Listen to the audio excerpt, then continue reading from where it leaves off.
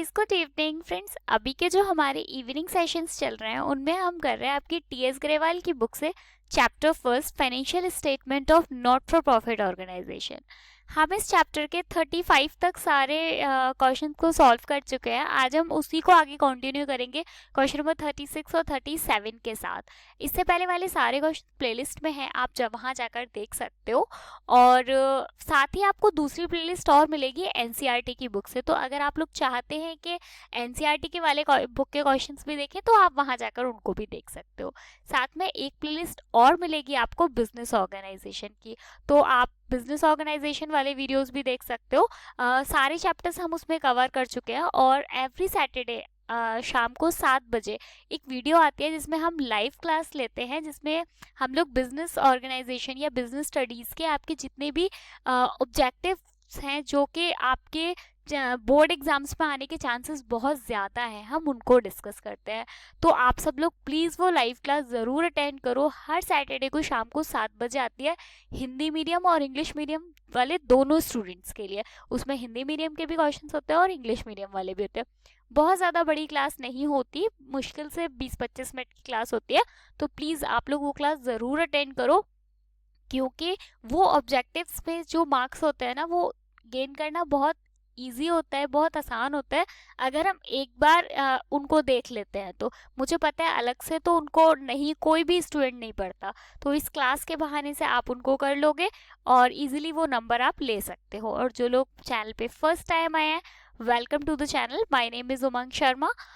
अगर अभी तक आप सब ने चैनल सब्सक्राइब नहीं किया है तो वो ज़रूर करो और बेल आइकन ज़रूर प्रेस करो, तभी आपको जो मैं दिन में 3 से 4 वीडियोस लेकर आ रही हूँ वो आपको मिल जाएंगी। 3 से 4 वीडियोस मैंने इसलिए कर दी है क्योंकि एग्जाम्स में बहुत ज़्यादा टाइम नहीं है, तो मैंने वीडियोस की क्वांटिटी थोड़ी सी बढ़ा दी है।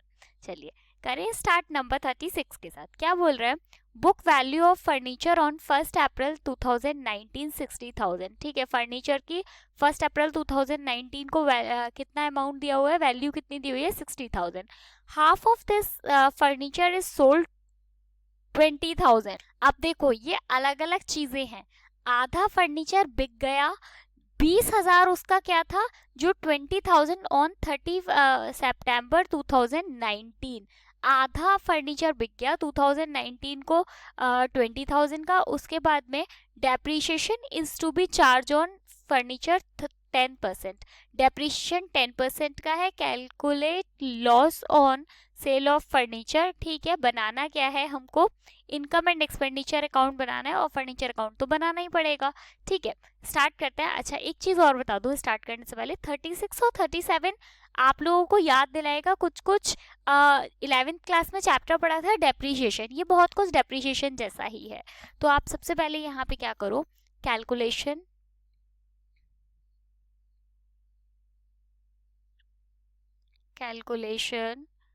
ऑफ गेन ब्रैकेट में प्रॉफिट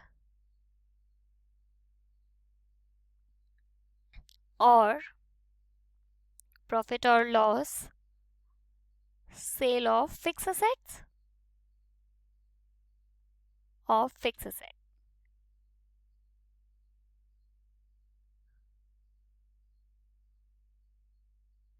अब देखो कितने की है, 60,000। 60,000 के 2 हिस्से कर लीजिए, ये हो गया 30,000 का और ये भी हो गया 30,000 का। मान लीजिए हम इनके नाम रख देते हैं, इसका नाम हम 1 रख देते हैं और इसका नाम हम 2 रख देते हैं। तो हम ऐसा मानते हैं कि 1 वाला सेल हो गया, ये वाला बिक गया। ठीक है, आधा पार्ट इसमें से बिक गया, ऐसा हमें पहले से बताया गया है। अब हम इसका डेप्रिसिएशन निकाल देंगे। तो डेप ऑन डेट क्या दी हुई है डेप्रिसिएशन की, 30 सितंबर 2019। आप देखो डेप ऑन 30 सितंबर 19। अब देखो मशीनरी कब थी हमारे पास, 1 अप्रैल को। अगर आप डेप निकालोगे तो अप्रैल से लेके सितंबर तक कितने महीने होते हैं, 6 महीने, है ना। तो आप लोग आधे पार्ट पे, यानी अभी हम केवल कैलकुलेशन कर रहे हैं मशीन 1 की, 2 की बात मैं नहीं कर रही हूँ। तो आप कैसे डेप्रिसिएशन कैलकुलेट करोगे, 30,000 टू 10% इंटू 6 मंथ, क्योंकि अप्रैल से लेके सितंबर तक, अप्रैल मई जून जुलाई अगस्त सितंबर, 6 मंथ, 6/12, तो ये निकल कर आ गया इसका 15,000 डेप निकल कर आ गया। ठीक है, फर्स्ट मशीन पर मैंने इसके पीछे लिख दिया है। अब क्या करो, इसकी एक चीज और देखो, book value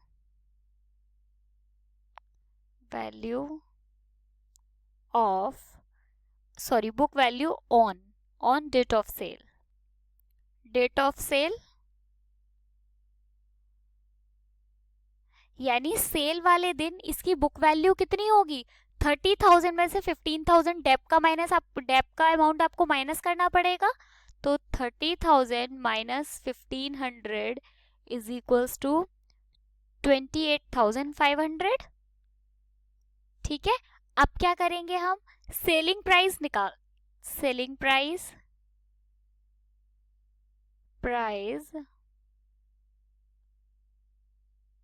is equals to कितने में सेल हुआ है, 20,000 में, है ना, 20,000 में सेल हुआ है, तो 20,000। अब आप एक चीज देखो, बुक वैल्यू कितनी थी, 28,500, सेलिंग प्राइस कितनी है, 20,000, इसका मतलब क्या हुआ, लॉस हुआ है, तो ये इनकम एंड एक्सपेंडिचर में जाएगा।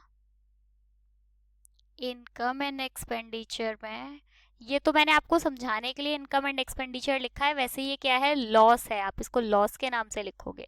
तो कितने का लॉस हुआ, 8,500 का, 8,500 का, समझ में आया, 28,500 में जो 20,000 माइनस करेंगे, क्योंकि चीज की बुक जो सेलिंग बुक मतलब प्राइस है वो 28,500 है, और वो सेल कितने में हुआ है, 20,000 में, इसका मतलब 8,500 का नुकसान हो गया।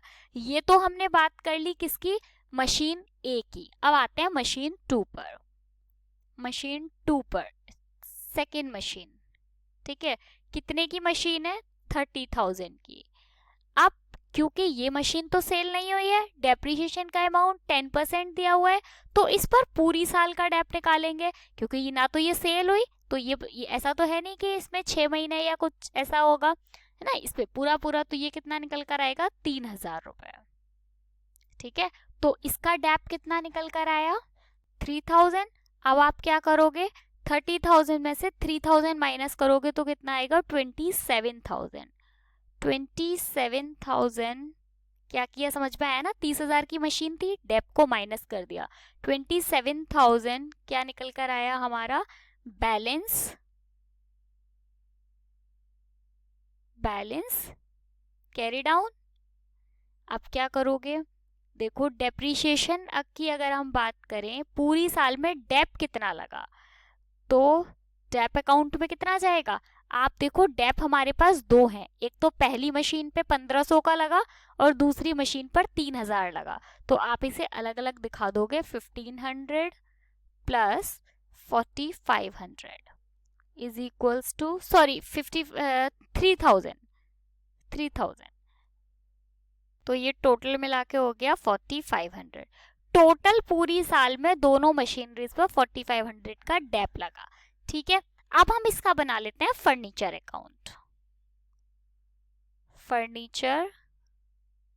अकाउंट।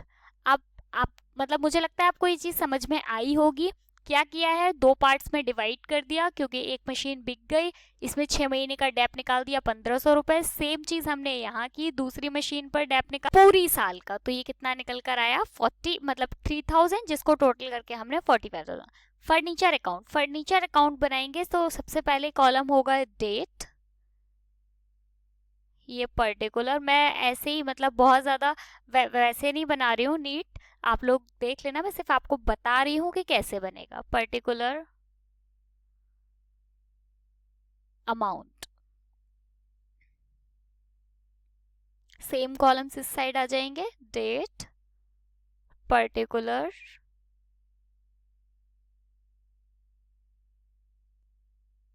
और अमाउंट।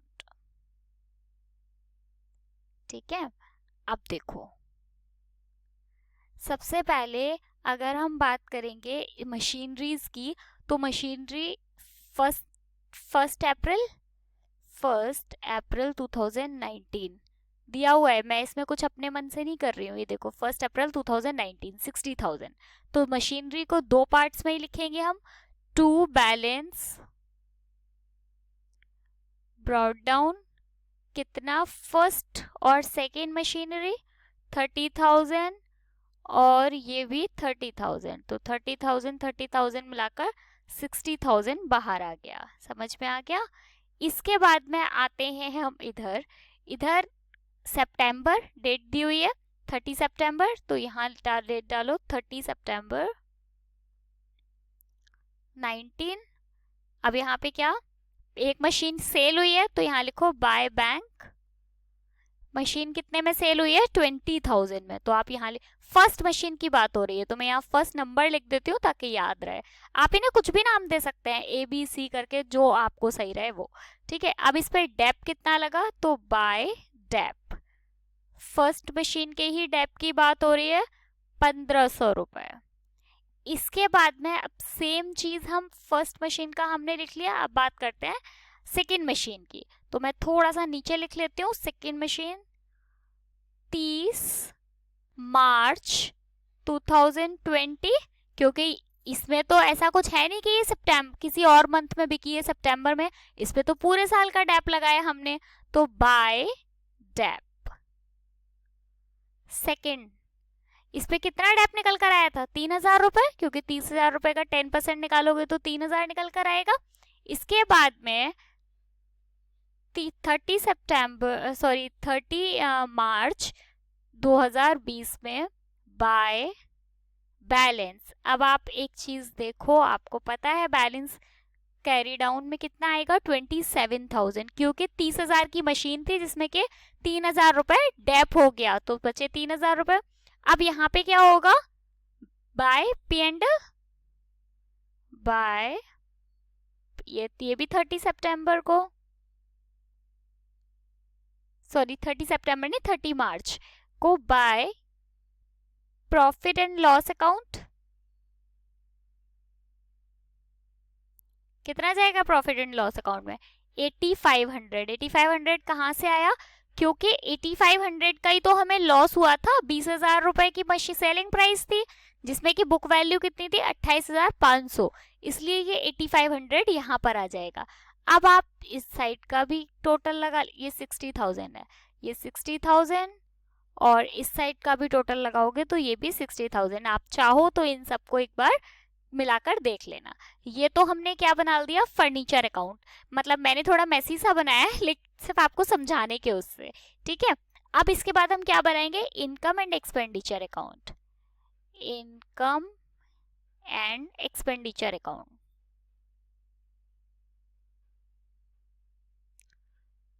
हाँ, इनकम एंड एक्सपेंडिचर अकाउंट में ये साइड एक्सपेंडिचर होती है,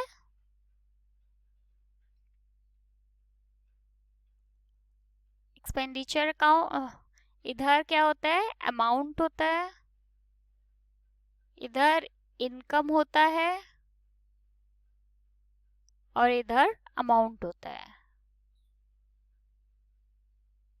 ठीक है, तो आप क्या करोगे, एक्सपेंडिचर पहले हम एक्सपेंडिचर साइड में लिखते हैं, टू डेप्रिसिएशन, क्यों डेप तो एक्सपेंडिचर साइड में ही आता है, टू डेप्रिसिएशन 4,500 का, टोटल मिला के 4,500 का ही डेप हुआ है, एक जगह 1,500 का और दूसरी मशीन पे 3,000 का। To loss on sale of furniture, कितने का लॉस हुआ है, 8,500 का। ठीक है, अब क्योंकि ये एक्सट्रैक्ट है तो इनका मिलना जरूरी नहीं है, इनकम साइड की कोई फिगर हमारे पास नहीं है। होप आपको समझ आया होगा, बहुत सिंपल सा था। तो ये हमने कर लिया, आप लोग चाहो तो नोट कर सकते हो, स्क्रीनशॉट लेना चाहो तो स्क्रीनशॉट ले सकते हो। वीडियो काफ़ी बड़ा हो गया है तो 37 नंबर हम बाद में करेंगे, और घर के पास भी कुछ शोर की आवाज़ आ रही है, पता नहीं क्या हो रहा है, मुझे नहीं पता। तो 37 मैं आपको कल के सेशन में बता दूंगी। चलो मिलेंगे नेक्स्ट वीडियो में कल क्वेश्चन नंबर 37 के साथ। Bye, thank you so much.